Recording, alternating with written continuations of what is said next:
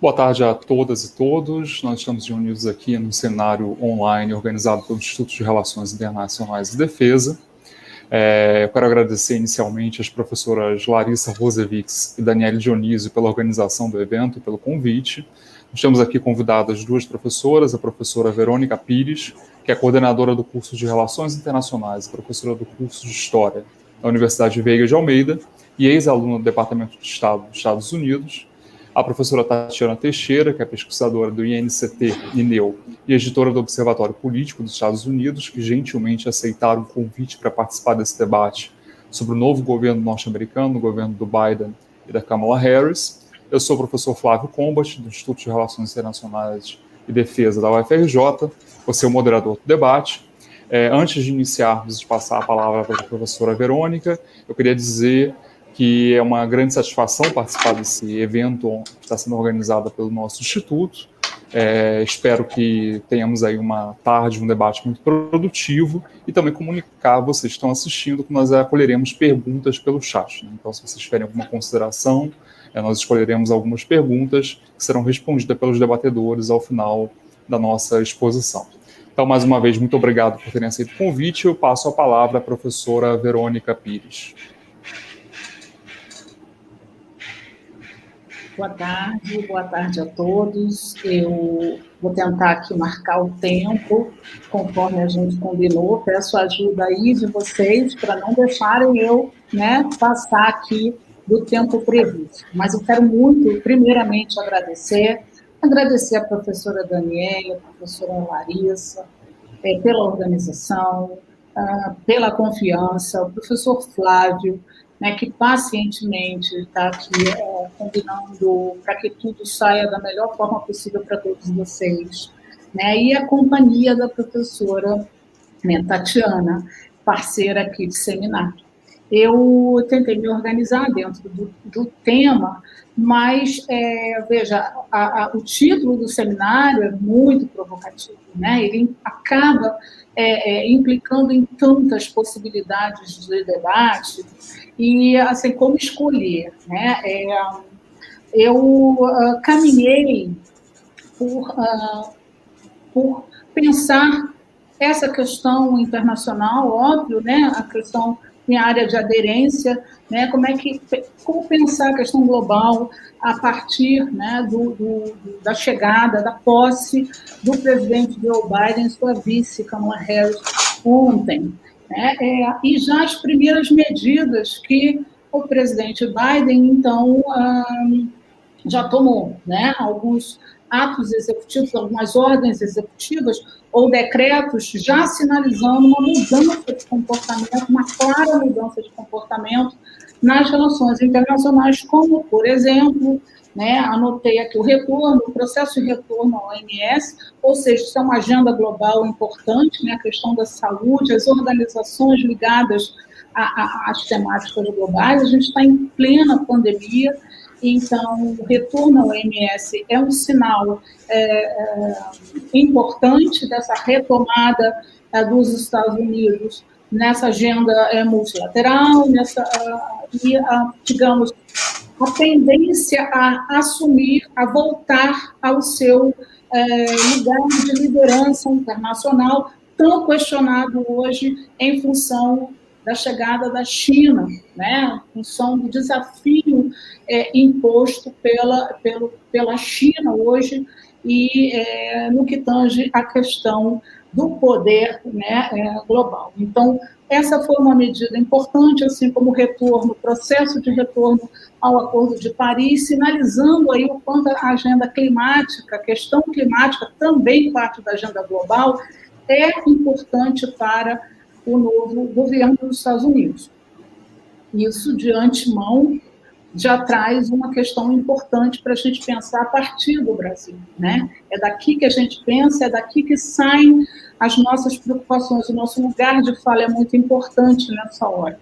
Se o governo Biden assume uma posição tão urgente, com tantos outras ordens executivas para assinar, ele assume de forma tão urgente a questão climática, aqui no Brasil, a gente vai precisar de muito talento diplomático para reverter o mal-estar causado pela parceria, né, presidente Jair Bolsonaro e presidente Trump nesse negacionismo frente às questões climáticas. Né? Nós temos um presidente claramente adepto à posição norte-americana de Donald Trump, né, em relação à questão do clima, e hoje essa agenda norte-americana dá um salto, né, uma mudança radical, e nós aqui no Brasil vamos ter que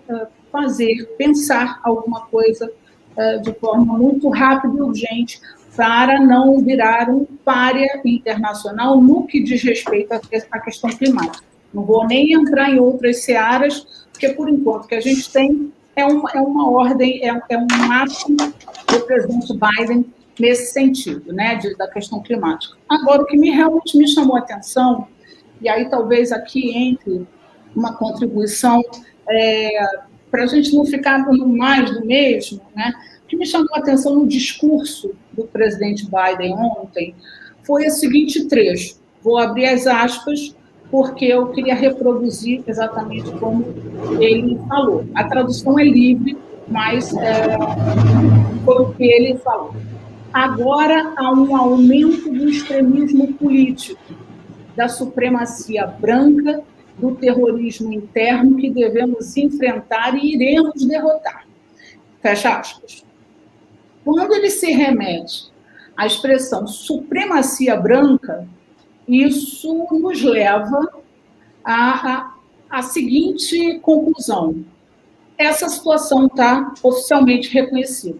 Existe um movimento que vai além do racismo, tal qual ele é estudado e combatido, né? Existe uma questão que é o racismo, que é estrutural, e existe o supremacismo branco, né, que é a crença de que existe uma supremacia branca, ou seja, um outro movimento, que obviamente se alimenta do racismo e que é uma característica dos problemas existentes nos Estados Unidos. Resumo da ópera. Temos dois problemas a pensar dentro dos Estados Unidos. Eu queria ver, por favor, se possível, a gente conseguisse mostrar algumas imagens. E aí, na hora, eu vou avisar, né, a imagem que traduziria, por exemplo, o que eu estou querendo dizer. Quando ele fala em supremacia branca, é preciso necessariamente mergulhar na história dos Estados Unidos, né? Não é a história do racismo, mas a história dos Estados Unidos, para entender esse paralelismo entre os movimentos, né? Um racismo que é estrutural e que é avassalador em praticamente todo mundo, mas um movimento de supremacistas brancos que é uma característica da história dos Estados Unidos e por onde a gente começa para entender como isso se construiu, né? Então, eu vou muito rapidamente aqui pincelar, e quem quiser, eu tenho uma literatura muito legal, recente sobre isso, um texto rápido, mas eu vou me remeter à formação dos Estados Unidos. Se puder colocar a imagem, a quarta imagem dos slides, eu agradeço. É um mapa, acho que é a quarta imagem. Isso, muito obrigada.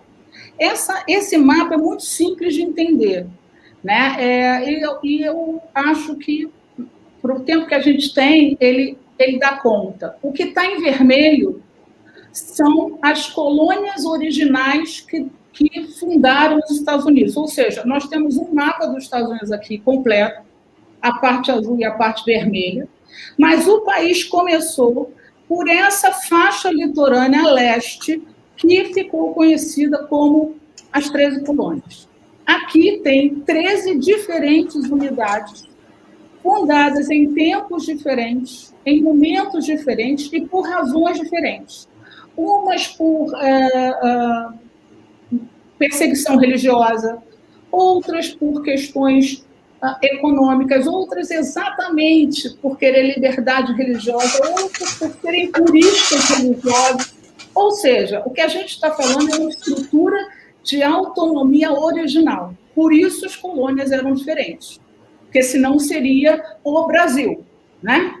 O Brasil é uma colônia de Portugal. Portanto, ele é uma colônia. Não há diferença, ainda que houvesse capitanias hereditárias, não há diferença na fundação dessas unidades. Então, a gente está falando de 13 unidades diferentes. Tão diferentes que, se der para ver, né, de Maryland para baixo, né, que é mais ou menos o meio da faixa leste para baixo, a gente tem uma formação escravocrata dessas colônias. Ou seja, a economia é escravista, funciona à base do trabalho escravo. Como, e aí sim comparando, Nordeste do Brasil, algumas regiões que tiveram a famosa economia de plantation, monocultura, extensiva, intensiva, fundamentado no trabalho escravo. Aí estava a riqueza dos Estados Unidos, né? Os latifúndios, as grandes fortunas, né? E a produção, a monocultura. Em compensação, o norte, ele é uma região, né? Ele tem as colônias do norte, formam uma região de trabalho livre, um pouco mais empobrecida, de economia de subsistência, né? Então, é tão diferente que é difícil falar de um país. Sempre foi difícil. Bom, passado o tempo, a colonização vai seguindo e tomando o oeste. Após a independência dos Estados Unidos, essas 13 colônias vão culminar nos atuais 50 estados hoje e a ocupação do oeste na chamada Marcha para o Oeste. Durante o século XIX, isso foi absolutamente incontrolável.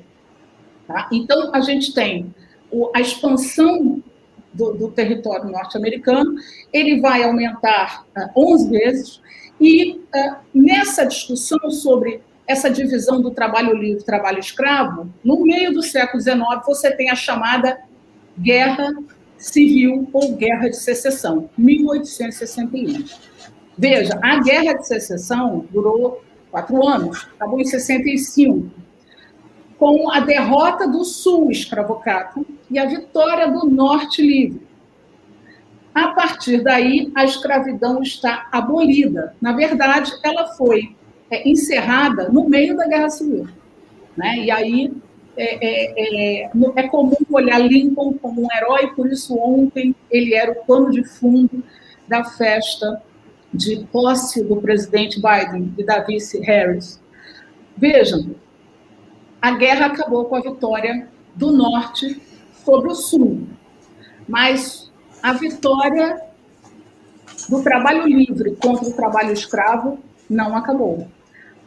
A supremacia branca é um movimento que nasce dessa derrota do Sul, desse inconformismo do Sul, em ter que reverter a sua economia, né? E obviamente, a gente está falando de falências, né? Thomas Jefferson era um homem do Sul, George Washington era um homem do Sul, possuíam escravos, então a gente tem que ter muito cuidado quando a gente for tentar entender esse movimento, que a gente está falando de heróis nacionais, como é George Washington, como é Thomas Jefferson, que, por sua vez, eram proprietários de escravos e indivíduos que faziam parte da mentalidade do Sul, em que pese todo o brilhantismo desses indivíduos e de tantos outros. Então, é muito complexo imaginar hoje que o Norte ganhou a Guerra Civil, portanto, a mentalidade do trabalho livre é vencedora, o universo escravocrata vencido foi derrotado, né? Isso é muito simples, porque isso não se aplica, isso não se verifica quando a gente, por exemplo, olha o movimento dos supremacistas brancos em 2017. Será que a gente consegue um slide antes? Voltar um slide? O terceiro? Isso é um movimento de 2017, no estado da Virgínia, foi em 12 de agosto, por ocasião da retirada de uma estátua de um herói da Guerra Civil. É daí que sai a ideia, até hoje, de portar a bandeira dos confederados. A bandeira dos confederados é a bandeira da secessão, é a bandeira dos estados que romperam, os estados escravocratas, que romperam com o governo central, né, ao declararem a secessão para continuarem escravocratas e, né, o governo central vai dizer não, a União não está em jogo, né? Separar não, e a guerra civil vai começar para trazer de volta esses estados que estão rompidos. E a bandeira dos confederados representa esses estados rompidos. Até hoje, estados sulistas, supremacistas brancos, que não tem nenhum constrangimento em colocar suas bandeiras confederadas na fachada de suas residências. Se você, digamos que você vai aos Estados Unidos de férias, e você vai a um estado como a Virgínia, e você entrar pelos bairros residenciais, mesmo que não haja comemoração, a bandeira que está hasteada na fachada das casas é a bandeira dos confederados. Porque acredita-se piamente nessa mentalidade do Sul derrotado. Então, nós temos um problema, um compromisso muito grande diante da questão histórica para entender o movimento de supremacistas brancos nos Estados Unidos, porque ele dialoga, né, severamente, verdadeiramente, com uma guerra civil, uma guerra de secessão, ou seja, a secessão é a ruptura, né? Houve uma ruptura. O Sul vai tentar formar um país separado do Norte. No momento em que essa guerra força o Norte, né, a trazer o Sul para a sua realidade e afunda as fortunas sulistas dos latifúndios, né, o Sul, só para a gente ter uma ideia, a quantidade de escravos na primeira metade do século XIX até 1860 quadruplicou, e a gente já está falando do século XIX. Né? Então, existe uma questão sulista, um ressentimento, um rancor, né? uma responsabilização em relação a uma decisão que não foi respeitada, ou seja, houve a decisão pela secessão, desculpa, e a secessão não foi respeitada pelo presidente Lincoln, que então declarou a guerra e forçou os estados do Sul a retornarem para a União. Esse ressentimento, ele nunca foi resolvido. A questão é que o presidente Donald Trump abriu a possibilidade para que esses ressentimentos, para que esses rancores aflorassem e, pior, conseguissem canais para se juntar, né, num único movimento, que é o movimento dos supremacistas brancos, que envolve a Ku Klux Klan, a clássica Ku Klux Klan, que nasceu do Sul logo depois da Guerra Civil, e que já teve várias versões, né? E agora está aí, né? A gente está vendo a bandeira. Os confederados, aqueles que são saudosos da confederação, né? Os racistas clássicos, né? Aí vai envolver, por exemplo, o ódio ao imigrante. Então, o que você tem como supremacistas brancos, como movimento, você tem uma infinidade de ultraconservadores e racistas de todas as origens, mas uma história própria. Não dá para entender o movimento norte-americano de supremacistas brancos se a gente não fizer essa imersão na história e entender melhor o que foi a Guerra Civil ou a Guerra de Secessão, encerrada em 1865. Eu vou cravar aqui, porque eu estou há exatamente 10 segundos do meu tempo limite. E aí as perguntas são super bem-vindas. Muito, muito obrigada.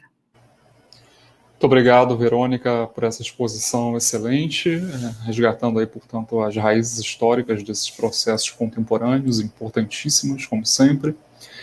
Lembrando aí aos que nos assistem que nós teremos aí o acolhimento de perguntas ao final, né? Então, se vocês quiserem fazer perguntas pelo chat através do YouTube, fiquem à vontade. Passo a palavra, então, agora à professora Tatiana Teixeira, pesquisadora do INCT-INEU e editora do Observatório Político dos Estados Unidos, reforçando aqui o agradecimento a ela por ter aceito o convite para participar desse evento.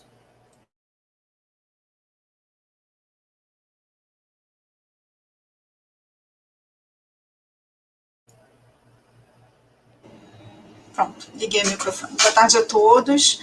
Eu começo agradecendo às professoras Larissa, Daniele e também ao professor Flávio pela organização desse evento. É um evento que tem um timing perfeito, né? Eu acho que foi assim, muito feliz a escolha da data, e, enfim, é uma honra poder participar. E agradeço também a apresentação da professora Verônica, acho que foi muito elucidativa, muito importante.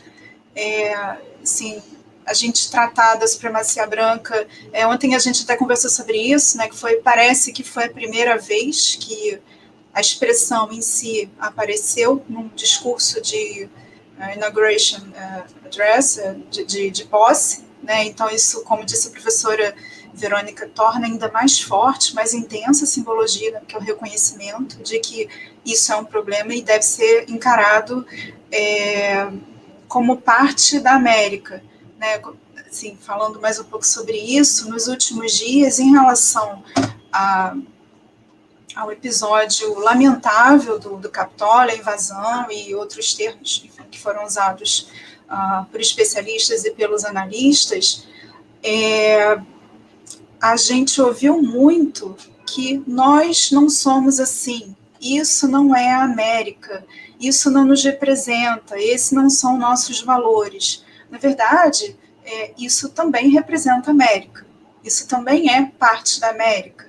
Né? A América que é o farol, que é, enfim, o país que serve de exemplo, como o Biden tem reforçado muito, né, vai seguir por aí na condução dele de política externa, essas sombras também fazem parte da América e fazem parte de uma maneira muito intensa. E aí, enfim, eu vou abordar isso um pouquinho mais à frente, mas Trump, na verdade, ele não é responsável por isso, mas ele contribuiu para abrir essa porta, escancarar essa porta. Né? Eu vejo Trump mais como um sintoma do que exatamente como causa desse fenômeno. E outros pesquisadores compartilham, né, essa visão comigo. Então, ele abriu, escancarou a porta, deixou aberta, e o Partido Republicano não fechou. Né? Ele não teve, em nenhum momento, ele teve diques de contenção mais duros, mais claros em relação a esse tipo de política e de estímulo ao ódio, ao ressentimento e tal, mas a gente entende que isso tinha um ganho político, né, reforçar a base eleitoral dele, então ele não tinha nenhum interesse em fazer isso. Quando a gente começa uma apresentação, enfim, você começar a falar de um novo governo, eu acho que a primeira coisa que me vem à cabeça é comentar os desafios. Né? Todo governo começa com uma série de desafios, isso não é um privilégio de nenhum governo. A diferença é que agora, todos os governos que começam, e especificamente no caso dos Estados Unidos, ainda a principal potência mundial, o governo de Biden começa com desafios em todas as frentes e de uma ordem, de uma envergadura enorme. Então, primeiro existe um desafio da conjuntura em si, a gente nos encontramos no meio de uma pandemia, né, os Estados Unidos, por conta de decisões equivocadas, políticas erráticas e pouco pouco científicos, né, negacionistas de Trump, e eu não vou dizer de toda essa equipe, porque ele foi contra vários médicos, né, o Anthony Fauci, que inclusive vai continuar atuando junto com o governo Biden na questão da pandemia. Os Estados Unidos têm hoje em torno de 400 mil mortos oficialmente registrados por causa da pandemia. A pandemia teve um impacto enorme na economia americana, junto veio o desemprego, um percentual de desemprego alto, né? Assim, em dezembro chegou-se a quase 7%, e no auge, talvez abril, maio, enfim, chegou-se a 10%, sei lá, acho que em torno de 10%, né? Numa economia que, de fato, no governo Trump vinha com o desemprego em queda. Então, a economia precisando de ajuda urgente, desemprego, mortos por Covid, uma política de saúde que está desestruturada, né? E foi, enfim, considerando-se presidente que os Estados Unidos tinham até o momento, ele meio que delegou para os estados resolver isso. Então você teve uma falta de coordenação também para tratar das políticas de saúde, além dos desafios de conjuntura, que por si só são enormes, e aí eu falo assim de coisas bem imediatas.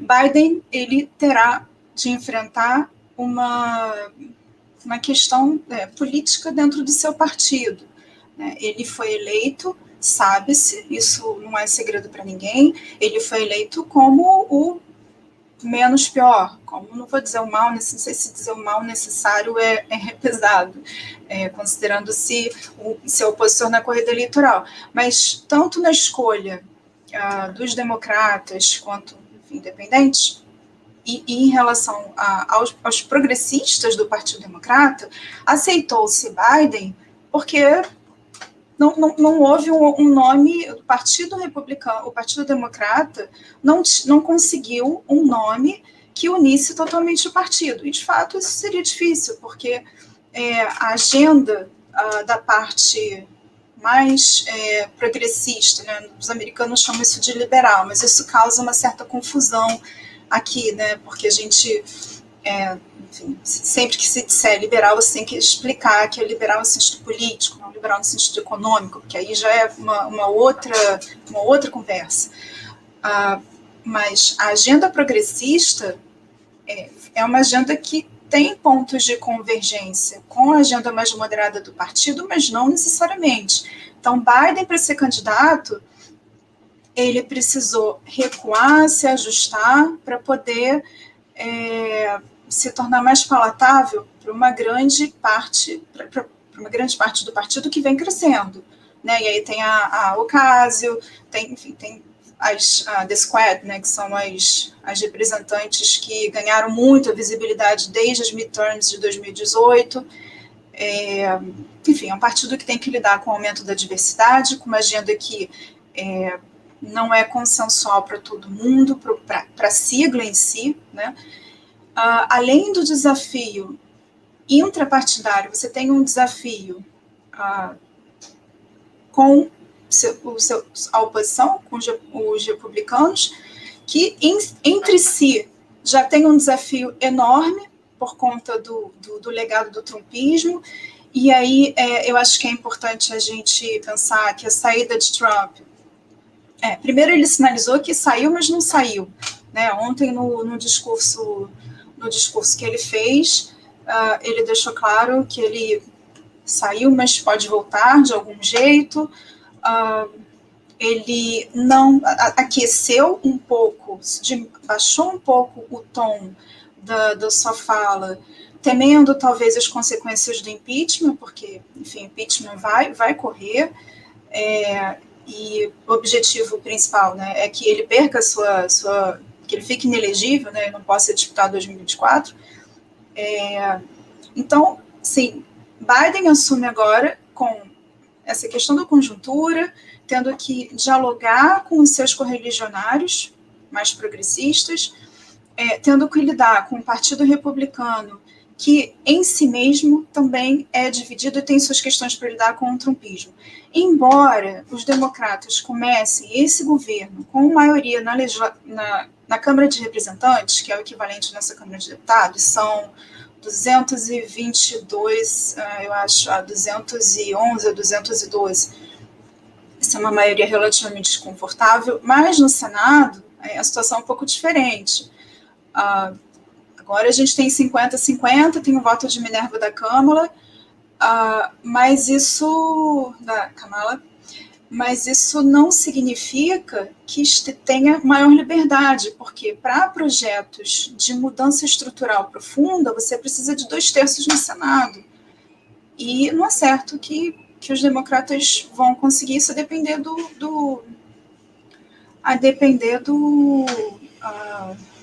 da proposta, da reforma, do que seja. E existe uma longa lista de questões a serem tratadas, a questão da migração, não necessariamente nessa ordem, tá? Tem agora a aprovação do pacote de emergência, renovar o pacote que foi concedido por conta da pandemia, né, com benefícios sociais e recursos para os americanos que ficaram desempregados, para as empresas, e, enfim, para que a economia não entre em colapso, né, de vez. A questão migratória, a questão, por exemplo, a questão tributária, né, o Trump, ele diminuiu os impostos para os mais ricos, né, então isso é uma coisa que é bastante criticada pelos democratas. Existe também um debate que, enfim, não surgiu na campanha diretamente, embora, enfim, os últimos episódios de violência por conta das manifestações contra a brutalidade policial, ou mesmo por conta da invasão no Capitólio, tenha aparecido, mas não foi um dos principais temas da campanha, que é a reforma das armas, da posse de armas. Isso é uma agenda muito cara aos republicanos, então, enfim, em algum momento isso vai voltar. E outro desafio do Biden, que tem a ver com o legado do Trump, está no plano internacional, né, no plano externo. Assim, a política externa de Biden vai precisar se adequar assim, existe uma demanda reprimida por uma nova postura dos Estados Unidos no plano internacional. E aí, enfim, isso traz uma série de questões, né? Primeiro, a gente aparentemente se encontra num momento de transição hegemônica, porque os Estados Unidos não podem ignorar a China, o único país que deve crescer em meio a um cenário de crise de saúde global. Então, não é possível negar, né? Assim, esse negacionismo em relação à China, ele não pode mais existir no governo americano. Então, vamos aceitar que a China é um dos principais atores do sistema internacional e precisa estar à mesa em todas as negociações. Isso aí é uma coisa que o governo Biden vai ter de enfrentar muito claramente. Tanto o Biden quanto o Anthony Blinken, que foi o escolhido como secretário de Estado, já sinalizaram alguns caminhos em relação à política externa, né? Nesse momento, e aí isso é uma coisa, um comentário direto até para os alunos, né, que eu imagino que daqui a 4 anos, principalmente quem está entrando agora, vai ter um monte de TCC sobre o governo Biden. Nesse momento, o que a gente tem de concreto são os discursos, né, que são as fontes importantes para a gente olhar. A gente tem de olhar para a biografia e o percurso profissional dessas pessoas que estão agora no governo, foram convocadas para fazer parte da equipe do Biden. Então, é uma equipe diversa, a gente tem mais mulheres, tem representantes afro-americanos, temos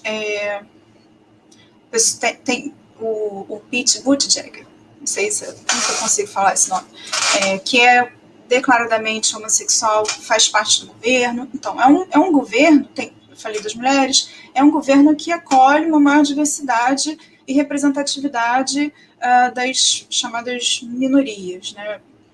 Mas, ao mesmo tempo, é um governo com muitos nomes que vieram da gestão do Obama. Então, isso aí tem dois pesos, né? Ao mesmo tempo em que isso traz uma certa tranquilidade para os aliados, por exemplo, e também para os rivais, né? Isso dá atende a uma demanda de previsibilidade que tem uma lacuna aí deixada pelo Trump, né? Assim, Trump, ele foi previsível nas coisas que ele prometeu fazer, na agenda dele de America First, mas a forma de execução de muitas das medidas foi totalmente errática, foi imprevisível, foi fora não havia um roteiro, né? A não ser o roteiro dele próprio, assim, era um presidente que claramente era avesso a tradições, protocolos, rituais. Então, Biden, nesse momento, e ele ter uma equipe com várias pessoas do governo Obama, traz um pouco disso, né? Uma sensação de conhecido, uma sensação de estabilidade, né, principalmente para os aliados europeus. Ontem, depois da posse, pouco antes da posse, depois da posse, os principais presidentes da Europa, na Alemanha, na França, mesmo no Reino Unido, que não é mais enfim, pensando no Brexit, celebraram efusivamente a posse e, assim, não houve nenhum disfarce, né? Os Estados Unidos estão de volta, finalmente, o tom das celebrações foi assim. Então, você tem estabilidade e previsibilidade trazida por esses nomes, pela postura do próprio Biden, que é um político de carreira muito extensa, né? São pelo menos 25 anos no Senado, conhece Washington como ninguém, o funcionamento de Washington, e muitos dizem que isso pode ajudar também na própria interação, no andamento das agendas, mas ao mesmo tempo em que você tem nomes conhecidos de um governo já conhecido, e que, de fato, abraça o multilateralismo e tem apego pelo funcionamento das instituições multilaterais, ao mesmo tempo, isso também traz uma sensação, e aí eu penso mais em termos até do público doméstico, de um certo, uma certa não descrença, mas desesperança, porque afinal, assim, há várias coisas que não foram feitas antes, né? Será que vai ser possível fazer agora? E aí, lembrando, né, que durante o governo Obama ele enfrentou aí momentos de dificuldade no Congresso, né? Sem maioria no Congresso, fica muito difícil você aprovar muitas coisas. É importante a gente pensar também que o governo Biden é um governo tampão. É um governo que veio, assim, eu vejo muito claramente, nesse momento, pelo menos, né, em 4 anos muita coisa pode mudar, novas lideranças podem surgir, a Kamala pode não ter um desempenho à altura do próximo desafio que se espera dela, mas nesse momento, Biden, até pela idade, ele deve ser um candidato de um mandato só, e nenhum problema com isso, né? Ele, enfim, embora ele já tenha dito recentemente que poderia se candidatar, mas em princípio a Kamala vai ser a próxima candidata. Então, esse é um governo que vai ser feito de forma ainda mais cuidadosa, lidando com todos esses desafios, pensando em 2024. E aí a gente tem que pensar também que Biden foi eleito com 81 e pouco milhões de votos, e Trump conseguiu, apesar da diferença que eles tiveram, da grande diferença no colégio eleitoral, em termos de voto popular, Trump teve um excelente desempenho. Se a gente considerar todos os absurdos, se a gente considerar a pandemia, o negacionismo, uma política de saúde muito precária. Então, Trump, ele não isso, enfim, foi o início da minha fala, eu tenho um pouquinho de tempo, Trump, ele não fez nada sozinho. O Partido Republicano, em nenhum momento, de forma muito clara e efusiva, disse não para o Trump. Optou pelo menor esforço, pela não confrontação, porque ninguém arrecadava recursos como Trump. Ninguém mobilizava multidões como Trump. Então, entrar nesse embate com ele seria você, como político, ser alvo da retórica, da metralhadora retórica do Trump, e isso ter algum impacto na sua a campanha eleitoral, na sua agenda, na sua relação com a sua base eleitoral. Então, a saída de Trump não significa que ele realmente está fora da política. Isso então, é um desafio a mais para o Biden, que também vai ter de lidar com isso, e aí eu faço esse link com a excelente apresentação da Verônica. Biden vai ter de, não sei se isso, o quão difícil, o quão fácil, acho que não é nada fácil isso, mas Biden vai ter de encarar, bom, já vou terminar, vai ter de lidar com isso, porque é uma cisão que não é apenas política, é uma cisão social. E aí, enfim, o trumpismo reforçou isso. Você governar com esse fantasma, isso dificulta muito a agenda. Ao mesmo tempo, vou acabar já, eu vejo esse episódio da invasão ao Capitólio, enfim, foi lamentável, foi chocante, eu acho que para todo mundo, mas ao mesmo tempo eu vejo que isso aí tem dois aspectos que podem ser positivos, tanto para o Biden quanto para os republicanos. Pode ser um momento, se os republicanos conseguirem se articular nesse sentido, pode ser um momento de resgate, talvez, do republicano, marcando um afastamento com o trumpismo, e aí a gente vai ver como isso vai se desenvolver, provavelmente na votação do impeachment. E para o Biden, é um elemento que talvez possa prolongar ou tornar mais palatável o período de lua de mel, que sempre todo governo tem esse início, que assim, as pessoas dão um voto de confiança para o governo. Então, esse susto de ver o centro, o coração da democracia americana sendo atacado, talvez possa prolongar e fazer com que a população em geral seja mais paciente com o Biden.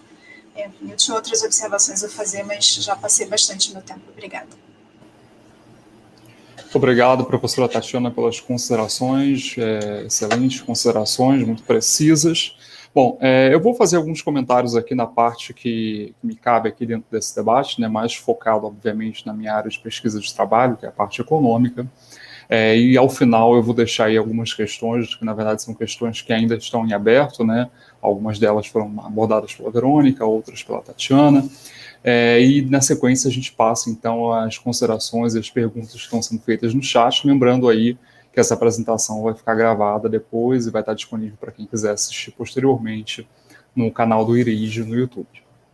Bom, do ponto de vista econômico, é uma observação inicial que eu acho que é essencial para a gente entender essa sucessão de governos republicanos e democratas lá nos Estados Unidos, é que as divisões tradicionais entre esquerda e direita, conservador e progressista, que são aplicadas em outras realidades econômicas e sociais, e focando mais uma vez aqui bem claramente no viés econômico, na análise de cunho econômico, não são válidas necessariamente para os Estados Unidos.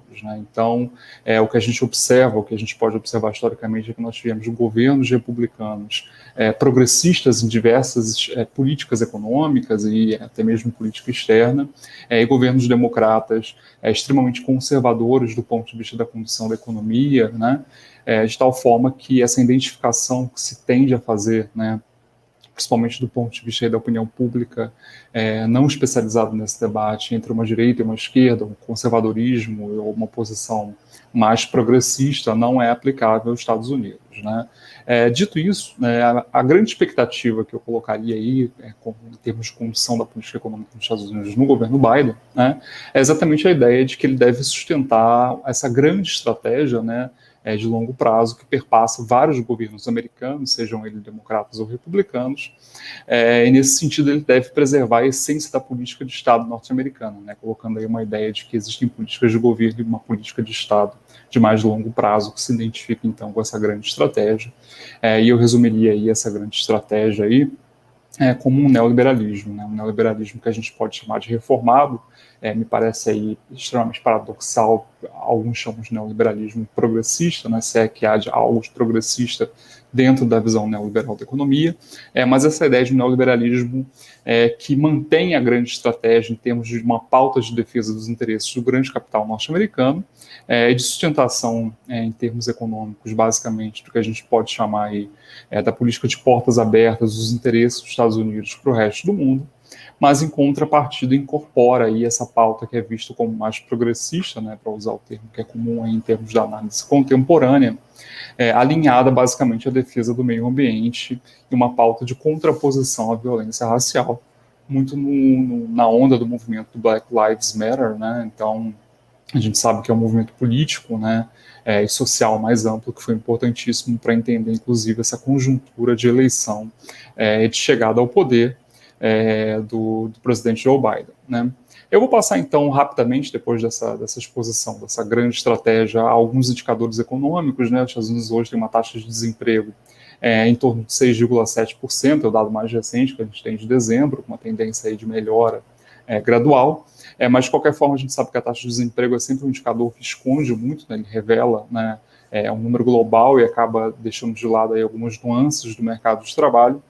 Um dado que é importantíssimo, né, entre março e abril de 2020, no contexto de auge da crise pandêmica, né, os Estados Unidos fecharam mais de 22 milhões de postos de trabalho, um recorde que não tinha sido observado desde a Grande Depressão na década de 1930, só para a gente ter uma dimensão do quão profunda foi a crise do ponto de vista do mercado de trabalho, e a recuperação que se observou nos meses subsequentes, né, foi uma recuperação marcada fundamentalmente por uma precarização do mercado de trabalho americano, sobretudo para aqueles com salários mais baixos, né, que geralmente é a população negra, a população latina, e a população sem formação superior, e que representam cerca de 40% do total da força de trabalho norte-americana hoje, né, que sofreram perdas, em seus ganhos reais nas últimas décadas, né. Na verdade, esse movimento de precarização não é algo recente, mas é um movimento que sofreu aí um aprofundamento bastante significativo em função da crise econômica associada a essa crise decorrente da pandemia de Covid-19.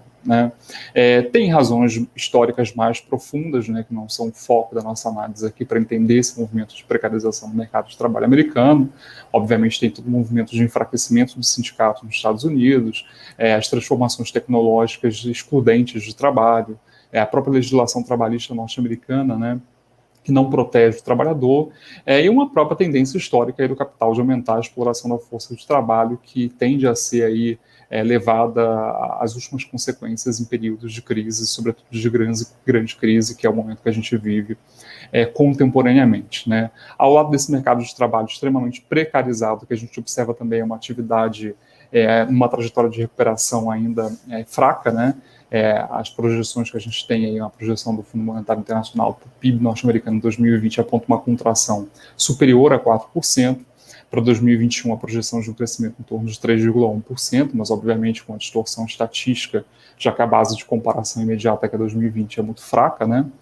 De tal forma que também do ponto de vista da atividade, o governo Biden tem um desafio bastante significativo, né? Não à toa é um dos pilares aí, em termos dessas políticas iniciais que ele já disse que vai acionar logo nos 100 primeiros dias do seu governo, né? Esse período de 100 primeiros dias costumam ser emblemáticos, né? E todo esse contexto aí deságua naquilo que talvez seja a grande contradição do ponto de vista econômico dos Estados Unidos, que, por um lado, é o país mais rico do mundo e vive o paradoxo de ter os piores índices de pobreza, se a gente levar em consideração a comparação aí do grupo dos países mais desenvolvidos, né? Atualmente, cerca de 12% da população norte-americana vive abaixo da linha da pobreza, né? Que é uma grande contradição. São cerca de 40 milhões de norte-americanos que vivem abaixo da linha de pobreza num país que é o mais rico do mundo, né? Isso numa situação em que os Estados Unidos carecem de uma rede de assistência social, de políticas, de instituições, de sustentação da renda, de auxílio dos desempregados, né? Que é um paradoxo se a gente levar em consideração que entre esse grupo de países desenvolvidos, essa rede de proteção social é algo comum e bastante consolidado já há algumas décadas, né? Existe uma série de explicações do porquê que isso é dessa forma nos Estados Unidos, né? Desde aquelas que apontam esse elemento como um fator estrutural do próprio capitalismo norte-americano, do capitalismo de um modo geral como forma de organização social, econômica e política, e existe também um fator cultural que costuma ser bastante destacado no caso dos Estados Unidos, que é basicamente a ideia de que a pobreza é vista como um fracasso individual, né, de tal forma que a ideia de que os pobres são socialmente marginalizados, né, está muito associada à ideia de que as pessoas não se esforçaram o suficiente para conseguirem ser bem-sucedidas na vida, né. Obviamente aí é uma visão extremamente enviesada, né, e que entende a pobreza por uma perspectiva extremamente preconceituosa, mas de qualquer forma, esse fator cultural, né, ajuda a gente a entender parcialmente por que essa rede de proteção social nos Estados Unidos não é uma prioridade do ponto de vista das políticas públicas dos sucessivos governos, sejam eles republicanos, mais uma vez, ou democratas, né?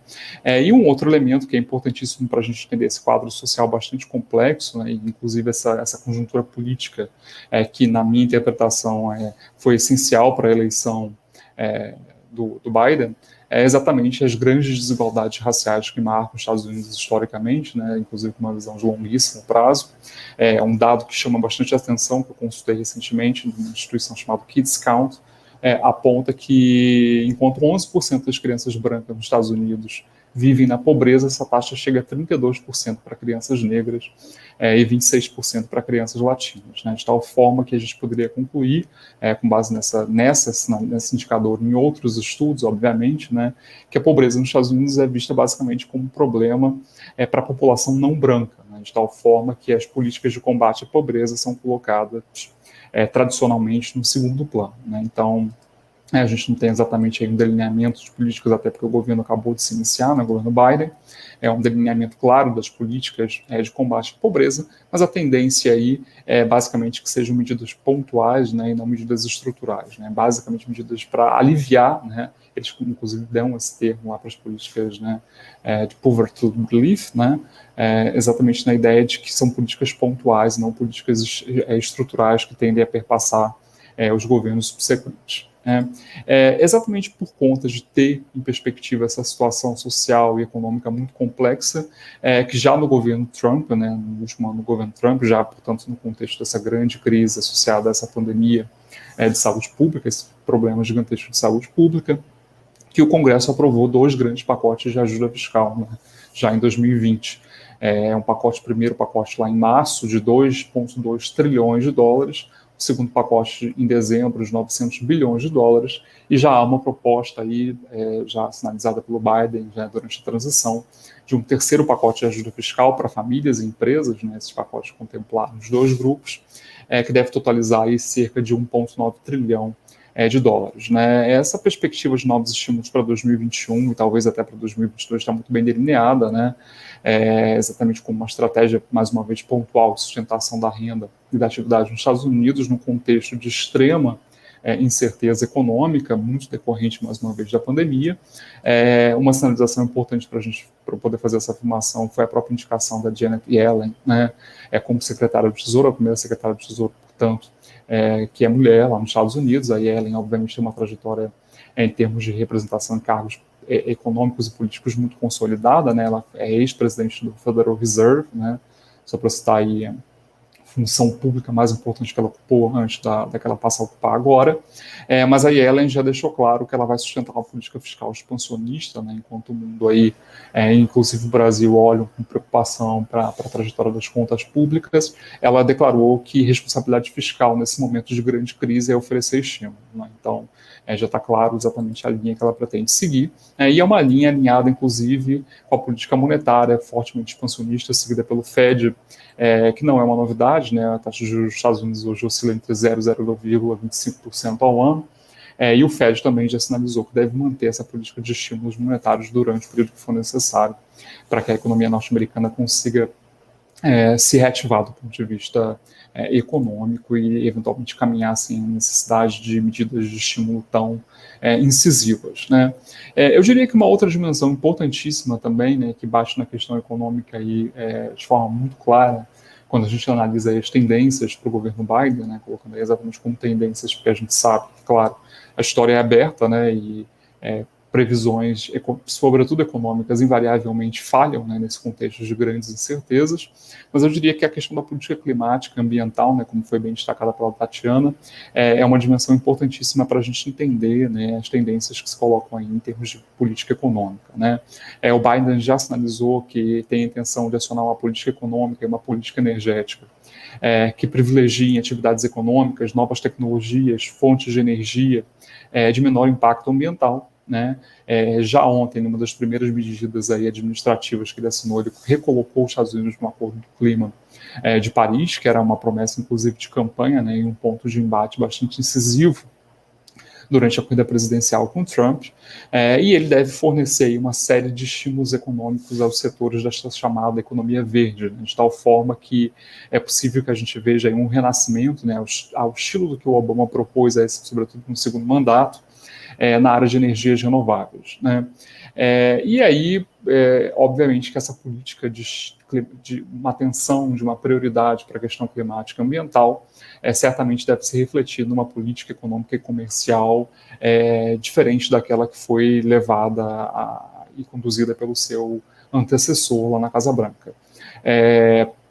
A gente sabe que os Estados Unidos têm um grande desafio em termos de posicionamento na economia internacional, né, no contexto de recentes e importantíssimas mudanças nesse tabuleiro econômico das grandes potências, né. Eu vou citar aí dois eventos que sinalizam já qual é o grande desafio, que já foi colocado aqui também nesse debate. Primeiro, o Pacto de Investimentos, que foi recentemente ratificado entre a União Europeia e a China, né, que prevê basicamente a abertura dos dois mercados para investimentos recíprocos, possivelmente já para janeiro de 2022, né, sinalizando a formação de uma parceria econômica, comercial, em termos de comércio exterior, estratégica, que tende a desafiar o poder dos Estados Unidos, inclusive na região, por predileção, que historicamente eles exercem a sua influência, que seria exatamente nesses países da Europa Ocidental.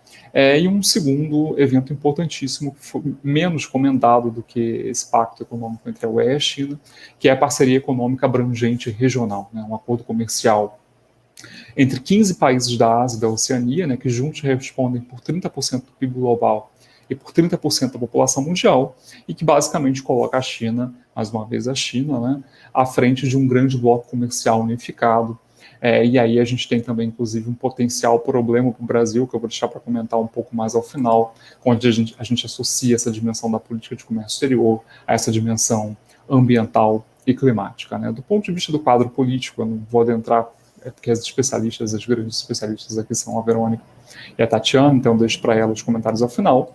Mas, basicamente, o que a gente teve foi um quadro de uma eleição fortemente polarizada, em função, obviamente, da pandemia, né, que foi e continua sendo o grande acontecimento de 2020 e possivelmente de todo 2021, e que polarizou e dividiu a sociedade norte-americana, né? E esse sentimento foi fortemente inflamado pelas acusações do Trump, né, tentando, de alguma forma, sem provas, insinuar a existência de uma fraude eleitoral, né? Isso daí acabou culminando, obviamente, numa situação de assalto às instituições democráticas, com o ápice marcado aí pela invasão do Capitólio. Mas, de qualquer forma, o que eu percebo aí, em termos de posicionamento político, né, de conformação das forças políticas nos Estados Unidos hoje, né, que são obviamente importantíssimas para a economia, já que a economia e a política nunca caminham de mãos separadas, né, são duas dimensões que estão sempre de mãos juntas e têm que ser entendidas sempre em conjunto, é que a vitória do Biden trouxe um elemento adicional para a gente pensar a governabilidade do novo presidente, né, que é basicamente a vitória democrata nas duas casas do Congresso, algo que não acontecia aí desde 2009. Os democratas, como a gente sabe, ganharam o controle, mantiveram, na verdade, o controle da Câmara, né? No Senado tiveram um empate de votos, mas na prática, nessa situação, quem decide aí votações que eventualmente fiquem empatadas é a vice-presidente, a Kamala Harris, que acumula lá pela legislação, pela Constituição norte-americana, a função de presidente do Senado, né? Então, obviamente que isso dá, na prática, é uma sinalização de uma governabilidade maior para o Biden, sobretudo no contexto em que ele deve depender, né, muito incisivamente das duas casas aí para conseguir passar as medidas de estímulo econômico que ele precisa para dar suporte à retomada da atividade do emprego lá nos Estados Unidos. Bom, as questões que eu vou colocar aqui como questões para encerrar, né, são questões, na verdade, que eu vou deixar em aberto, né? Mais uma vez, a gente não tem como responder, né, a essas questões exatamente porque é um governo que está se iniciando, é um governo que não delineou completamente aí as trajetórias que pretende seguir. É claro que esse debate aqui tem um grande aspecto prospectivo, né, de sinalização de tendências e contra-tendências, sempre reconhecendo que o futuro é completamente incerto, né? A primeira questão, que me parece uma questão importantíssima, é o papel que a vice-presidente, que a Kamala Harris, vai ter no governo Biden, né, inclusive com a sinalização aí de uma possível sucessão em termos de liderança lá nos Estados Unidos, né? A gente sabe que ela passa a ser, então, como eu disse, o fiel da balança em termos de votação no Senado, também por representar no primeiro escalão da política norte-americana a população negra, os imigrantes, né, já que ela é filha de imigrantes asiáticos, sobretudo num ano marcado por intensos conflitos raciais, e o que a gente tem de sinalização aí é que esses conflitos não serão equacionados, né? Na verdade são conflitos de longo prazo nos Estados Unidos, né, não é um movimento recente, mas que foram incisivamente acirrados aí no contexto das manifestações dentro daquilo que ficou conhecido como Black Lives Matter, né? A segunda questão, que para mim parece uma questão também em aberto e que tem que se delinear melhor, é a influência do trumpismo, né? E aí eu não falo só do Trump, né, mas do movimento político que foi conhecido como trumpismo nos Estados Unidos, né? A questão para mim é se de fato ele vai continuar sendo um grande desafio político. O próprio ex-presidente Trump já sinalizou a possibilidade de fundar um novo partido, né, um partido que ele chamou de ultraconservador, caso ele enfrente resistências dentro do Partido Republicano, resistência para obviamente, tentar concorrer novamente daqui a 4 anos, né, à Casa Branca. E, além disso, é importante a gente lembrar que o Trump perdeu, sim, as eleições, mas ele tem uma base eleitoral muito arraigada, né, ele recebeu aí mais de 70 milhões de votos, e já teve manifestações aí de que essa base, que racha hoje a sociedade norte-americana, continua apoiando ele, mesmo fora da Casa Branca, de tal forma que a gente tem aí uma oposição política bastante significativa, e a gente tem que entender melhor aí nos próximos meses como que o trumpismo vai conseguir se consolidar sem o Trump na Casa Branca, se ele se consolida de fato, ou se eventualmente ele entra numa trajetória de declínio, tendo em vista que o Trump não terá mais o poder e a influência que ele tinha quando ocupava aí a posição de presidente, né? Já foi destacado aí, inclusive, né, que o Biden, aí, de forma inédita, empregou um termo no discurso de posse aí, ele disse aí, caracterizou esse movimento mais arraigado em torno do Trump, né, de supremacia branca, né, inclusive para se referir a essa política de ódio incitada pelo ex-presidente. Então, já no discurso de posse fica claro como que o trumpismo tem uma importância para o governo Biden, né? O terceiro ponto que eu destaco como uma questão em aberta, né, que eu acho que merece um debate e merece um aprofundamento, mas tende a ser uma questão muito específica, né, enfim, é a questão exatamente da China, né? A gente sabe que a China hoje é o concorrente econômico estratégico mais importante dos Estados Unidos, e a questão que eu coloco aqui é se o Biden vai sustentar, em termos de política externa, em termos de política econômica e comercial, a retórica de que a China incorre em práticas abusivas, ilegais ou injustas de concorrência na economia internacional, ou se ele vai buscar um meio termo mais conciliativo com os chineses, né? O secretário de Estado do Biden, Anthony Blinken, já disse recentemente que a China representa exatamente um desafio crescente, provavelmente o maior desafio que os Estados Unidos enfrentam, né, internacionalmente, tanto em termos econômicos, tecnológicos, militares e até diplomaticamente, nas palavras do próprio secretário de Estado. E por fim, para encerrar minha colocação, eu acho que a grande questão sobre a qual a gente tem que refletir, né, exatamente é como é que ficam as relações entre Brasil e Estados Unidos daqui para frente, né? A gente sabe que a gente vem de um contexto de um alinhamento submisso dos Estados Unidos, do governo brasileiro ao governo do Trump, né? Que obviamente também não é uma novidade em termos de posicionamento, mas de qualquer forma foi uma inflexão em relação a governos recentes que a gente teve no Brasil, e obviamente pela dimensão que essa submissão alcançou, inclusive de tal forma que o Brasil passou a defender em termos de política econômica interesses que, na minha interpretação, são contrários, né, aos interesses brasileiros, exatamente com estratégia para reafirmar, né, esse alinhamento com o governo do Trump, né? Então, como é que ficam essas relações entre os dois países, né? Como que elas poderiam ser impactadas num contexto em que o Biden coloca como uma promessa de campanha, já com sinalizações de ordens executivas, né, de que vai promover aí uma política de estímulos a uma economia verde e que vai inserir os Estados Unidos novamente nesse contexto de um multilateralismo mais alinhado aí às mudanças climáticas, né, uma preocupação com as mudanças climáticas, né? E a gente tem que lembrar que o Brasil vem aí de uma imagem muito negativa internacionalmente, que foi completamente, não diria completamente destruída, mas excessivamente degradada, né, nos últimos 2 anos, sobretudo, em função do impacto ambiental, sobretudo no nosso setor agropecuário, né, das queimadas que foram promovidas e continuam sendo promovidas. O próprio no debate presidencial, na disputa pela Casa Branca, o Biden citou, nominalmente, né, o caso brasileiro, e sinalizou de que, caso o Brasil e o governo brasileiro se enquadrassem, né, nessas novas diretrizes ambientais e climáticas, o Brasil poderia sofrer consequências, né? Então, o que fica claro aí, pelo menos na minha leitura, é que o Brasil seguiu um caminho contraproducente e prejudicial aos nossos interesses ao se aliar incondicionalmente ao governo Trump, ao hostilizar o governo chinês. Inclusive a gente já está pagando algumas dessas consequências agora, né, sobretudo em termos de dificuldade para conseguir insumos para a produção da vacina contra o coronavírus, e também em termos da possibilidade de que o governo americano imponha retaliações em função dessa predação ambiental promovida pelo agronegócio aqui no Brasil. Bom, eu passei do tempo, inclusive, eu agradeço aqui a oportunidade dos comentários, e o que a gente combinou aqui, eu combinei com as debatedoras, é que nós acolheríamos algumas questões do chat, né, algumas questões já foram colocadas, obviamente a gente vai ter que fazer uma seleção aqui, dada a quantidade de questões e de perguntas que foram trazidas aqui para discussão, mas eu tenho certeza que depois as palestrantes, se puderem, na medida que puderem, podem eventualmente acolher essas perguntas por e-mail, enfim, para que ninguém fique descoberto, né?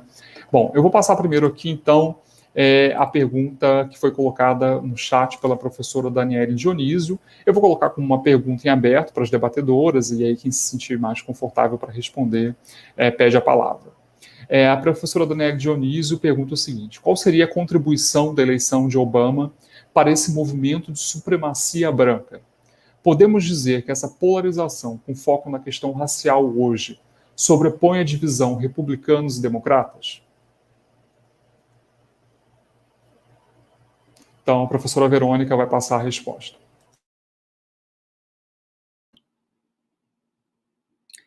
Obrigada pela pergunta, parabéns, Flávio, muito esclarecedor, assim, anotei várias coisas que eu gostaria, né, de ficar aqui a tarde inteira pensando sobre isso com vocês, porque instiga, né, pensar essa clivagem esquerda e direita nos Estados Unidos, que a gente confunde, usa os nossos modelos, e são modelos que não vão encaixar, né, na compreensão do estilo político norte-americano. Então, né, como é que se entende essa clivagem na perspectiva de não ser a esquerda e a direita que nós estamos habituados a usar, né, inclusive para separar partidos e pessoas. Então, isso é um desafio, uma discussão interessante. A grande estratégia, acho que é outra questão que também traz sempre, por tão filosófica que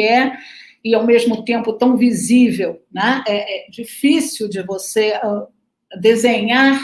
Então, acho que também é uma discussão forte a questão do tradicionalismo, nessa pegada weberiana com relação à pobreza, né, como resultado de falta de ação, de falta de pulso de trabalho, né, preguiça, inclusive não raro relacionado aos latinos, exatamente porque, né, então você faz umas relações assim que são muito discrepantes, né, e vão colando, porque isso vai criando os estigmas, e estigmas esses que são alimentados pelos próprios cidadãos, né? Então, isso tudo dá uma discussão, e eu ousaria pensar que na questão do Brasil, que você menciona, né, quer dizer, qual será o futuro Brasil e China nesse jogo, eu acho que a relação personalista Trump e Bolsonaro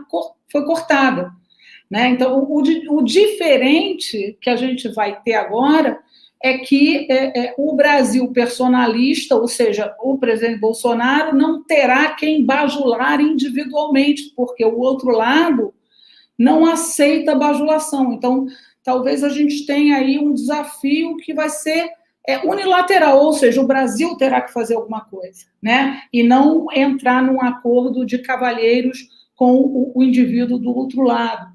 Mas isso é o achismo mesmo, né? O futuro não rola. E com relação à China, né, a própria pegada multilateralista do Biden já tira os Estados Unidos daquele isolacionismo, essa palavra eu não gosto, mas a gente não encontra outro, tira os Estados Unidos desse isolacionismo e já impõe, né, uma necessidade de respeitar o ator, a grande potência, que não é qualquer ator, não é qualquer player. Então, eu acho que mudanças virão pela frente. Agora, pensando direto aqui na questão da Dani, muito rapidamente, Dani, sobre Barack Obama, né? Eu até botei aqui na minha fala, no meu roteiro de fala, algo que levaria muito mais do que os 20 minutos. E Barack Obama estava exatamente nesse roteiro. Que bom que você perguntou, me deu a oportunidade de falar sobre isso. Barack Obama, quando ele chega num contexto sequestrado pela crise econômica, né? Então, todas as atenções estão voltadas para a tal crise econômica e que ele vai enfrentar de cara, né? E como a questão racial não estava acesa, né? Ela não estava, os esqueletos não tinham saído do armário. Afinal de contas, né, o clichê norte-americano é a liberdade, é a oportunidade, inclusive palavra de ordem de Joe Biden, né? Se pudesse resumir, ele falou em governo de união, então a palavra união é a pauta, e ele falou, numa frase formulada por ele, oportunidade. Então, deixar de ser o país da oportunidade, se ver um país racista, supremacista, né? Isso só foi permitido depois do que a gente viu com o governo Trump, né? Então, agora ele vai literalmente atacar a supremacia branca, né? Então, o Barack Obama, ele não trouxe essa questão, porque essa questão estava, como durante muito tempo ficou amenizada, né, pela imagem externa do país das oportunidades. Isso não quer dizer que o racismo não acontecia, que os supremacistas não agiam, né? Mas o que o Trump fez foi botar os Estados Unidos de dentro, esse que a gente só conhece de fora, a política externa, né, o peso da economia no mundo, o neoliberalismo, esses Estados Unidos foram virados do avesso e se transformaram numa grande série de TV. Cada dia era uma ocorrência relacionada à questão do racismo. Então, digamos que o Barack Obama ele veio ocupando o lugar de salvador da economia norte-americana. Então, esse era o desafio que chamava mais a atenção de toda a plateia, interna e externa, né? A palavra de ordem, liberdade, oportunidade, o país da igualdade, etc., etc., roubava a cena internacional. Então, nós, de fora, não acompanhávamos as mortes de indivíduos negros, latinos, né? A forma que esses grupos eram digamos, vou dizer maltratados, para não usar um termo mais grave, né? E a questão foi aumentando, como o Flávio falou, do desemprego, que também tomou pessoas com pouca formação, né? Além de latinos e negros, aumenta, né, drasticamente a quantidade de desempregados por pouca formação. Isso pega uma classe média branca intocável, né? Antes, pleno emprego. Porque a gente tem tecnologia chegando, a gente tem precarização. O próprio capital, ele se encarrega disso. As empresas indo embora dos Estados Unidos, né? A China parece mais interessante, ou outros países asiáticos mais baratos, então migra, o emprego vai junto. Então, isso foi transformando essa população branca em uma população cada vez mais ressentida, né? E que no momento que o Barack Obama chegou, ele chegou para solucionar a crise econômica, ou seja, ele solucionaria, ele podia ser de qualquer cor, ele solucionaria um problema econômico, né? E esse problema, ele vai aumentando a quantidade de desempregados negros, latinos, né? O aumento, e essa classe média, esse branco sem formação, e que antes tinha sua fatia preservada, né, como, digamos, uma fatia de privilégios. Esse privilégio não está tão claro assim. Então, a gente tem a nítida percepção de que, com a chegada do Barack Obama e a ideia de o país da oportunidade, essa bandeira da democracia e etc., etc., não estava visível como hoje está, com os esqueletos fora do armário, levantando bandeiras confederadas, Ku Klux Klan, né, usando o símbolo do nazismo em camisetas, né, invadindo o Capitólio, né, e, digamos assim, com a proteção do então, né, à época, presidente da República. Então, eles cresceram muito. O Barack Obama não lidou com isso porque eles não estavam pendurados no muro do Capitólio, né? Hoje, o racismo está aí e os seus defensores estão invadindo o Capitólio, né? Então, eu acho que Barack Obama representa um paradigma, representa uma mudança, e Kamala vem, na sequência, potencializando, porque é negra e é mulher, né? E aí arrisco dizer que prestemos atenção, porque a gente pode estar diante da nova presidente da República, né, na próxima eleição, e Barack Obama cumpriu, né, de certa forma, o papel que ele veio para cumprir, né, e no seu segundo mandato, né, virou o chamado pato mango, né, perdeu aquele apoio que ele tinha nas duas casas, porque deixou de ser maioria e se transformou num presidente de pouca capacidade de governo. Então, a questão racial não veio, ele mesmo, pouquíssimas vezes, nem no discurso de posse, ele ousou tratar a questão do racismo, sendo ele o primeiro presidente negro dos Estados Unidos. Isso, né, ele fala muito da Constituição, da democracia e tudo. Ele não incendiou esse tema, né? E agora o tema está incendiado. Ok, desculpa, acho que eu também passei um bocado. Não, por favor, muito obrigado, Verônica, pelas considerações. Eu passo a palavra à professora Tatiana, para suas considerações.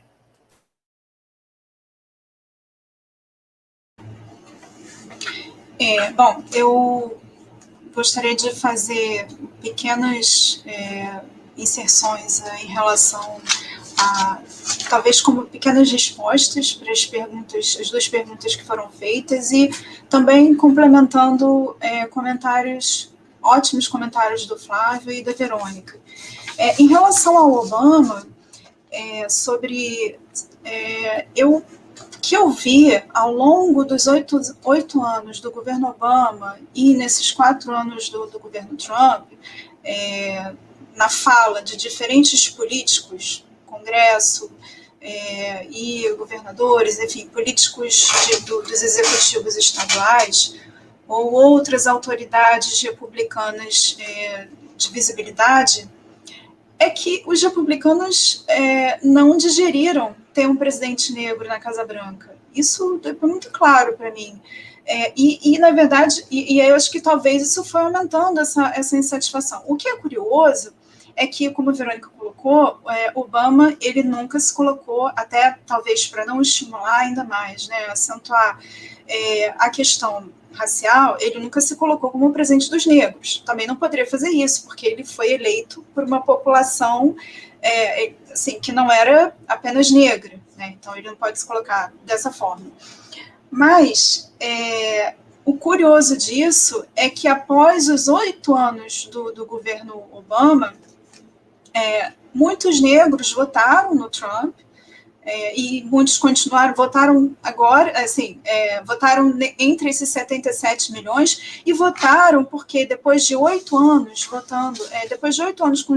votando em Obama, primeiro presidente negro, e depois de muitas décadas votando em presidentes democratas, a avaliação de muitas lideranças do movimento negro era de que, na verdade, ele fez pouco pelos negros. Ele, por ser negro, a expectativa era de que ele fizesse mais, assim, se pegar os números de emprego, comparativamente, né, da população branca e da população afro-americana, a mudança que houve em relação, eu não tenho percentual de cabeça aqui, mas isso é fácil de achar, a melhora que houve entre os negros não foi tão significativa quanto entre os brancos.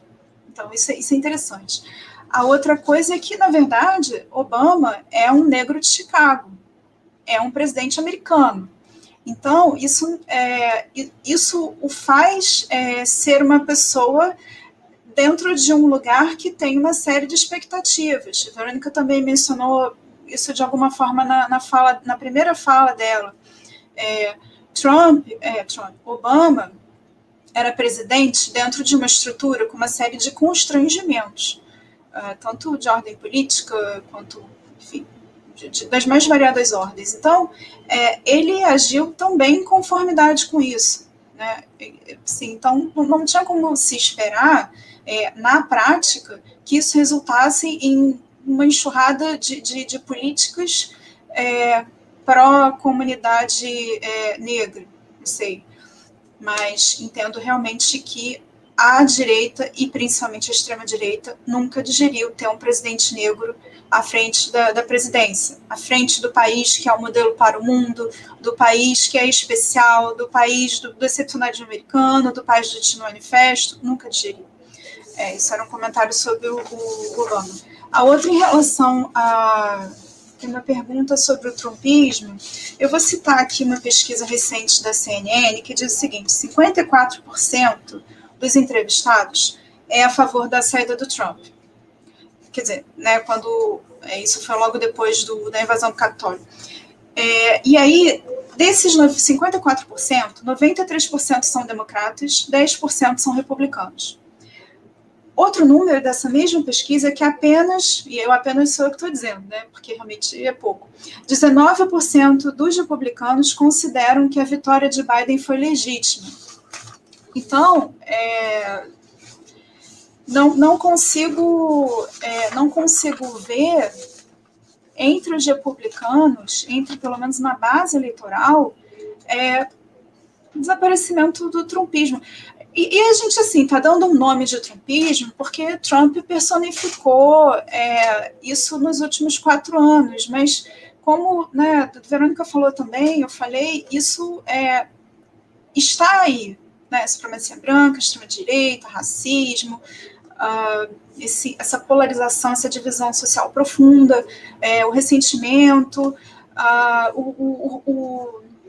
o campo, os eleitores rurais versus os eleitores das grandes cidades, a descrença, a desesperança da classe média, o quão perdidos os blue collars, os operários, né, se sentem porque perdem seus empregos, não se veem como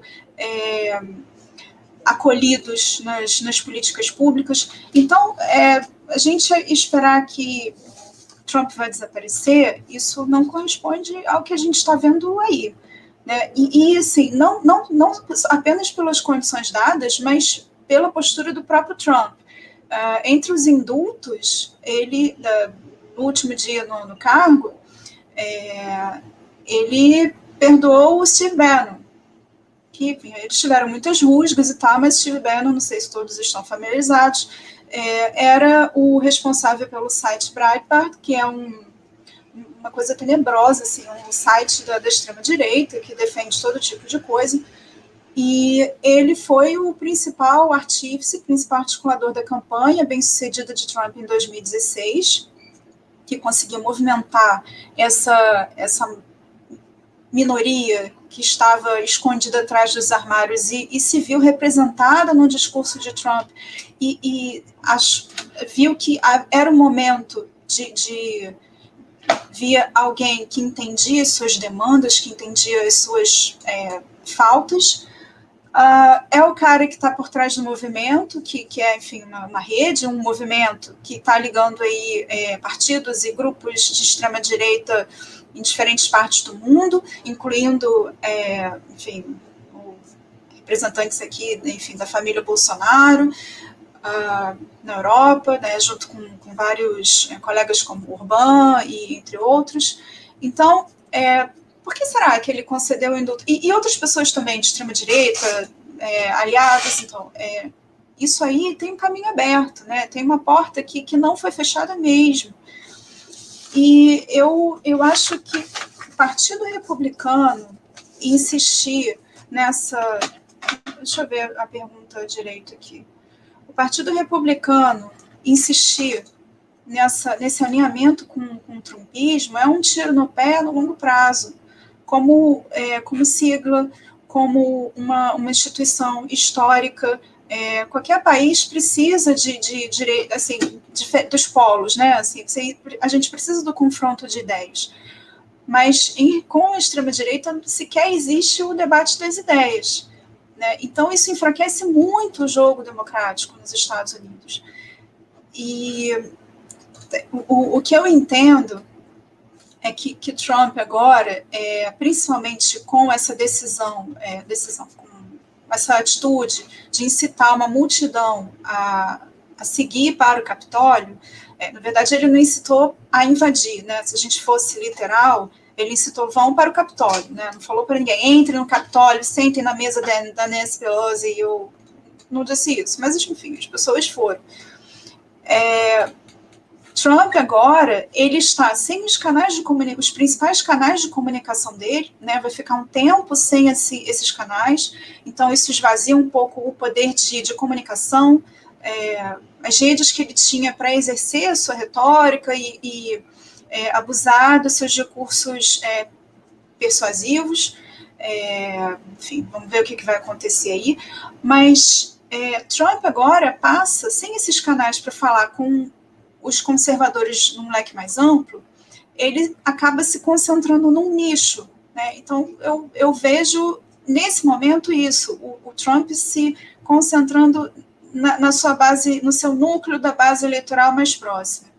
E aí, a gente vai ver com o tempo, não posso, né, fazer nenhum prognóstico aqui, mas ver com o tempo de que forma isso vai ser usado eleitoralmente. Pode ser que Trump tente se candidatar, a não ser que ele fique inelegível, mas se não ficar, pode ser que ele tente se candidatar. Pode ser que um dos nomes dos comunicadores, principais comunicadores, ou mesmo algum membro da sua família, leve adiante essas bandeiras, essa agenda da extrema-direita. Se isso, não acredito que isso vá ter força novamente, né? Porque o país ficou em choque com isso. E aí agora o momento é de se descolar. Fará bem e fará melhor o núcleo mais tradicional do conservadorismo americano, dentro do golpe, de se afastar. E aí Trump pode levar o Tea Party com ele, por exemplo. Né? A outra questão que foi colocada aí, em relação à Câmara, além de todas as conquistas, né, que o Flávio elencou, primeira mulher, primeira negra, a gente é bom lembrar que ela tem uma carreira na justiça, né, procuradora no estado da Califórnia, e é uma pessoa que tem uma posição mais moderada. Então, ela fica aí como também um fiel da balança para tentar... É mulher, mas é mais moderada e eventualmente conservadora, né? Durante a campanha, quando ela ainda era pré-candidata, muitas das decisões dela na época de procuradora foram, né, isso aí foi meio no ventilador, assim, foi uma coisa que surgiu muito nos debates. Então, ela tem, eu acho que esse perfil de centro aí pode, se ela conseguir ficar mais maleável entre o centro e olhando para as demandas mais progressistas, acho que isso pode ser interessante e pode facilitar. A outra coisa, em relação à China, rapidamente, tanto o Biden quanto o secretário de Estado, o Blinken, principalmente o Blinken, ele, hoje, eu não sei se vocês viram, a China aplicou sanções a vários funcionários americanos por conta da suposta ingerência que a China vê como uma gerência em sua política doméstica, com os comentários do Pompeo sobre a repressão aos uigures, e, enfim, especificamente essa questão. E aí, essas sanções, entre outras coisas, significa que várias pessoas, várias personalidades políticas não poderão entrar na China. E, eu lembro, tem nessa lista o Pompeo, o John Bolton, que é um super falcão americano, saiu, inclusive, do governo Trump por divergências. Assim, ele era um pouco mais falcão do que o Trump queria em política externa, né? O Trump tinha uma postura menos intervencionista, nesse sentido, bem menos intervencionista, e o Peter Navarro, né? Todos foram membros do governo Trump. Então, hoje, tanto o Biden quanto o Blinken condenaram a postura, a decisão da China, né?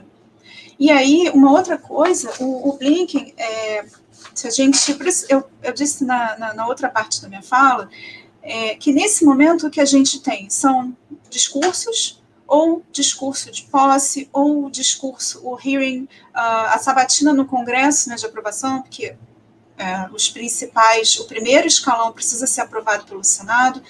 Então, o que a gente tem nesse momento são esses discursos.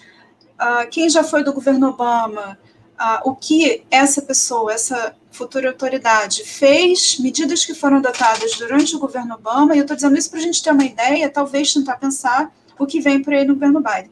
E aí o Blinken, na sabatina dele no Congresso, ele aprovou, na verdade, ele concordou com as medidas de Trump em relação à China, dizendo que o governo americano, os Estados Unidos, precisam entrar nessa disputa com a China em uma posição de força, não de fraqueza. Mas ele se colocou aberto ao diálogo. Ele concorda com o Trump, mas tem uma outra divergência em relação a como medidas específicas foram adotadas. Mas ele não diverge do Trump, né? E, bom, os Estados Unidos devem defender os valores democráticos, os direitos humanos. Ele apoiou as acusações de genocídio do Pompeo. Nesse statement que ele, no hearing, ele fala da crescente rivalidade com a China e com a Rússia e com outros estados autoritários. Então, eu entendo que coloca a Rússia e a China como estados autoritários. Ele fala que é necessário a liderança, American leadership still matters. E isso significa fazer sempre esse contraponto à China. Ele cita, entre os desafios que estão no topo da agenda, ele cita Covid, ele citou China, citou mudança climática, revitalizar as alianças, significa principalmente revitalizar as alianças com os europeus, citou como ameaças, e aí essa é uma palavra diferente do que ele usou para a China, ameaças, Rússia, Irã e Coreia do Norte, e aí também muito parecido, né, com momentos do governo Trump, defender a democracia e os direitos humanos, e aí isso também é uma colocação indireta para a China, porque esse é um ponto que a China considera como nevrálgico, uma ingerência na sua política doméstica, caso dos uigures, e colocou também que é necessário competir com a China e deter as agressões chinesas que não se restringem ao plano real, mas também ao plano cibernético. E aí, eu, assim, já pensando em Brasil, né, tem a questão do 5G, né, que é uma disputa geopolítica importante agora, eu acho que o Flávio mencionou. Tem um outro ponto, que em relação à China, embora a política doméstica, o Congresso americano estejam extremamente, brutalmente divididos, a China é um ponto em que você tem uma convergência de percepção e de entendimento entre republicanos e entre democratas. Então, com essa reaproximação, a volta plena dos Estados Unidos às organizações internacionais, multilaterais, e a reaproximação, um diálogo mais fluido, mais parceiro com os europeus, isso aí é uma forma de contenção também, né, do Ocidente em relação à China. Eu não sei se eu posso continuar falando ou se já, Flávio, se já deu tempo. Ainda falando sobre documentos, eu queria sugerir até para os alunos, né, assim, tentarem entender um pouco desse início da política externa do governo Biden. Em março e abril do ano passado, ele publicou um artigo na Foreign Affairs. Os candidatos presidenciais, eles costumam fazer isso, Obama já publicou também, e o nome do artigo é Why America Must Lead Again? Porque a América e Estados Unidos precisam liderar de novo. E o subtítulo, Rescuing U.S. Foreign Policy After Trump. Então, nesse momento, e de alguma forma tudo isso aqui acaba passando pela relação com a China. Coisas que são colocadas como prioritárias para a ação dos Estados Unidos no plano internacional podem ser vistas por Pequim como invasivas e, de uma certa maneira, belicosas, né? Renovar a democracia em casa e as alianças dos Estados Unidos, aí de novo volto para os europeus, proteger o futuro econômico dos Estados Unidos, isso aqui se relaciona diretamente com a China. Tem um tópico que é bem interessante, que chama política externa para a classe média. Eu entendo, embora seja estranho, né, a gente pensar... você fala em classe média, isso na verdade é plano doméstico com política externa, mas aí pensando na economia, né? E aí eu lembrei, você falou, Flávio, da questão ambiental em relação ao Brasil, e tanto Estados Unidos quanto Europa, e isso também em relação à China, acaba sendo usado como uma maneira de contenção econômica, né? Como uma barreira para impedir... enfim, proteger a produção local, você colocar lá como um requisito. A segurança econômica, o multilateralismo, e usando a diplomacia como primeiro instrumento do poder econômico. Mas de que forma vai se usar a diplomacia com a China? Isso é uma coisa a ser vista. A China disse que está aberta ao diálogo, mas tem suas linhas vermelhas, assim como os Estados Unidos.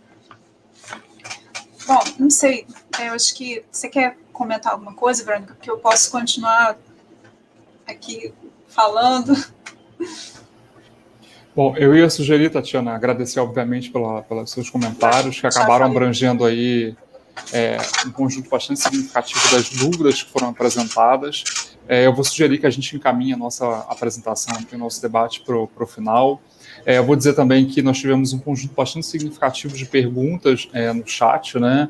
Eu já havia comentado no começo que, infelizmente, pelo que foi acordado, inclusive, aqui entre os participantes, nós teríamos aí um bloco de perguntas mais concisos. Nós tivemos perguntas sobre a China, tivemos questões sobre o Oriente Médio, questões sobre a relação entre o governo Biden e a América Latina.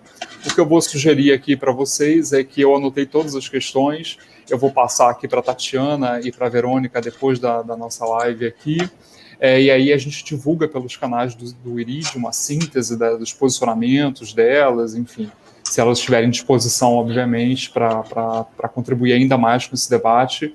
E eu acho que isso ratifica também a importância desse tema que a gente está discutindo aqui, né? E a importância da gente refletir com essas questões, com a profundidade que a Tatiana e a Verônica trouxeram aqui das discussões. Então eu vou passar a palavra brevemente primeiro para a Verônica, na sequência para a Tatiana, só para as considerações finais, e a gente encaminha a nossa apresentação para o encerramento. Por favor, Verônica.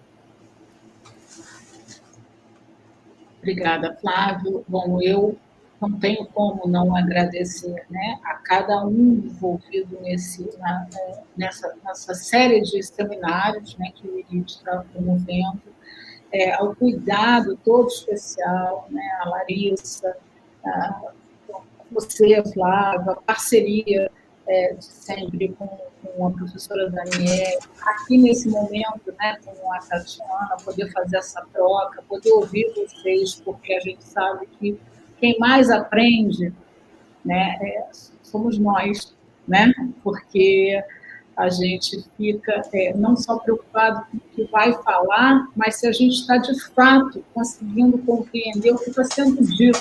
Então, é um esforço muito grande que a gente reserva, né? Assim, um combustível, deixa o tanque quase cheio em termos de energia para absorver tudo, porque é muito difícil a gente estar entre pares, né? É raro, tirando bancas, a gente só tem essas oportunidades, e que agora essas oportunidades estão abertas, né? Estão em canais virtuais, super disponíveis, democratizados. Então, assim, eu super agradeço poder participar desse processo, né, de democratização dos debates. Muito bem colocado pela Tatiana, que com as extremas nem debate tem. Então, assim, que bom que a gente consegue manter um espaço para o debate. Inclusive, poder debater sobre as questões das extremas.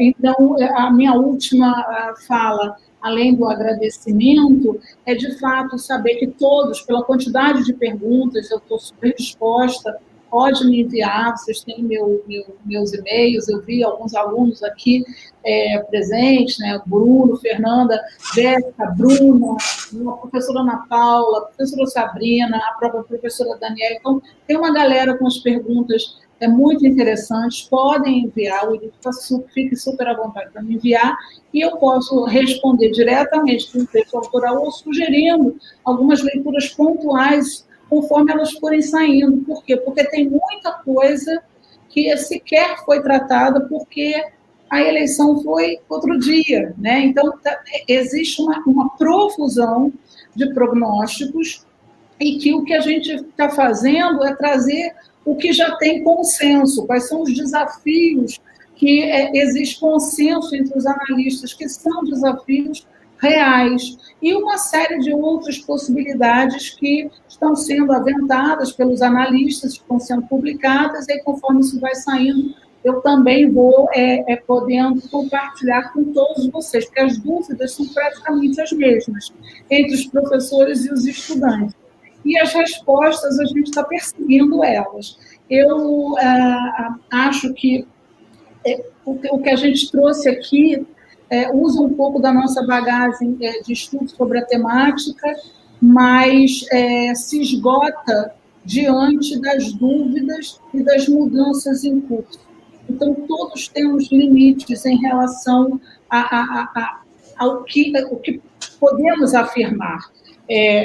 Mas tudo que foi afirmado aqui, de certa forma, tem algum respaldo na trajetória de cada um de nós, e que pode, a qualquer momento, ser revisado. Ou seja, as nossas posições são revisadas o tempo todo, e é por isso que a atividade de aprendizagem ela é de todos nós, né? Professor, estudante, a plateia interessada, enfim, eu quero parabenizar todos que estiveram até aqui tentando se organizar para entender tudo o que está acontecendo, e me coloco à disposição. Muito obrigada. Eu que agradeço, Verônica. Eu passo a palavra, então, à professora Tatiana para suas considerações finais. Por favor, professora. Eu reforço muito as palavras da Verônica. Foi uma honra participar desse debate de alto nível, ouvir ambas as apresentações, eu aprendi muito também, quero depois ter as referências bibliográficas de vocês. Acho que esse espaço, né, a pandemia teve muitas coisas, ainda tem, né, muitas coisas ruins, um quadro dramático para muitas pessoas, e trouxe esse espaço, né? Um espaço que não era usado, e, enfim, não acho de modo algum que substitua o presencial, não acho que substitua a sala de aula, mas acho que é bom saber que a gente tem mais esse espaço de diálogo entre pares, para tratar dos Estados Unidos.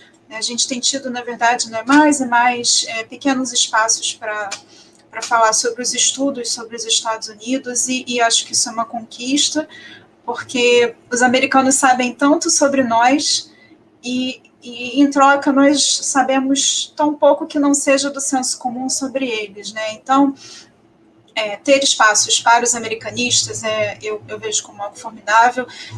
Parabenizo imensamente o IRID por ter tido essa ideia, né, de fazer justamente hoje.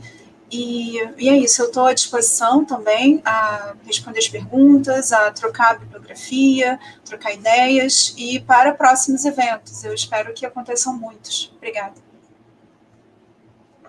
Mais uma vez, eu que agradeço, professora. Reforçar aqui o agradecimento à professora Tatiana Teixeira, à professora Verônica Pires, por terem aceito o convite, por terem participado desse debate importantíssimo. Eu acho que a quantidade e a qualidade das perguntas que nós tivemos aí no chat, que vão ser encaminhadas, então, às professoras, e depois nós divulgamos aí nas redes sociais, nos canais de comunicação do IRID, reforçam a importância dessa temática, reforçam a profundidade com que o tema foi abordado. Lembrando aí que essa live vai ficar gravada e vai ficar disponível no canal do YouTube no IRID, né? Então, quem eventualmente não assistiu ou não conseguiu assistir por completo, depois tem a oportunidade de revê-la, né? E as respostas para as perguntas também vão ser disponibilizadas publicamente, né? Acho interessante que todos recebam, né? Porque eventualmente as dúvidas são compartilhadas. Eu acho que isso acrescenta muito ao debate que a gente teve aqui hoje, com o qual eu aprendi significativamente por estar na presença aí de duas grandes especialistas que nos honraram aí com pequeno pedaço do seu conhecimento, né, dadas as nossas limitações de tempo aqui, e as imposições desses recursos tecnológicos. Sem dúvida nenhuma, são um canal interessantíssimo para a difusão dessas ideias e oferecem essa oportunidade que, eventualmente, presencialmente, inclusive, seria até pela logística, possivelmente um pouco mais difícil, né? Bom, mais uma vez, obrigado aí à professora Larissa Rosevics e a professora Daniele Dionísio, que formularam e conceberam todo esse processo desse debate, operacionalizaram, inclusive, a parte técnica, a transmissão, com apoio e com a divulgação do evento. Sem elas, certamente, o evento não alcançaria o sucesso que ele está alcançando. O agradecimento também ao Instituto de Relações Internacionais e Defesa da UFRJ por promover e por hospedar esse evento.